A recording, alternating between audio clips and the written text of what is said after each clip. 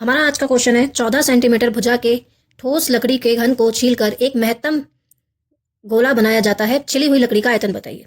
यानी कोई घन है जिसकी भुजा है 14 सेंटीमीटर। ठीक है, इसको छील कर इसको हमने सर्किल की शेप दे दी, गोले की शेप दे दी। यानी हमने इसको छीला और जितना बड़े से बड़ा गोला बन सकता था हमने उतना बना दिया। अब गोला बनेगा, उसका जो व्यास होगा वो उतना ही होगा जितनी इस घन की भुजा है। ठीक है, तो घन की भुजा कितनी है? 14 सेंटीमीटर। 14 सेंटीमीटर जो घन की भुजा है, वो जो गोला इससे बनेगा उसका व्यास भी 14 सेंटीमीटर ही होगा।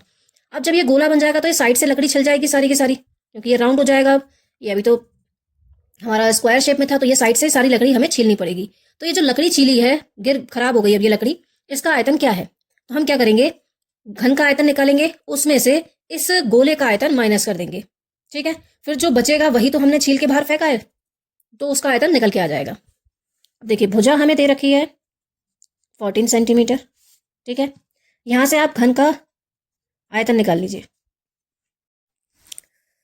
घन का आयतन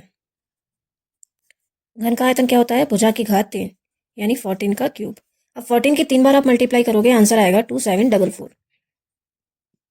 सेंटीमीटर क्यूब। अब आप यहां से व्यास, गोले का व्यास उतना ही होगा जितना इसकी भुजा थी। तो गोले का व्यास 14 सेंटीमीटर हो जाएगा। हमें चाहिए त्रिज्या हो जाएगी व्यास की आधी, यानी कि 7 सेंटीमीटर। अब आप यहां से गोले का आयतन निकाल लीजिए कि जो गोला बनेगा उसका आयतन कितना होगा। अब जो गोले का आयतन होगा 4/3 पाई आर क्यूब। 4/3 22/7। आर हो गया आपका 7 और 7 से 7 कैंसिल कर दीजिए। 88 मल्टीप्लाई 49/3। 22 4 जा 88, 7 7 जा 49/3। आप इन दोनों की मल्टीप्लाई जब करेंगे तो आएगा 4312/3। इतना ही छोड़ दीजिए। अब आपको यह निकालना है कि जो छिला हुआ घन है उसका आयतन क्या है। लिखेंगे छिली लकड़ी का आयतन। आपका घन का आयतन आया 2744। आप उसमें से 4312/3 माइनस कर दीजिए।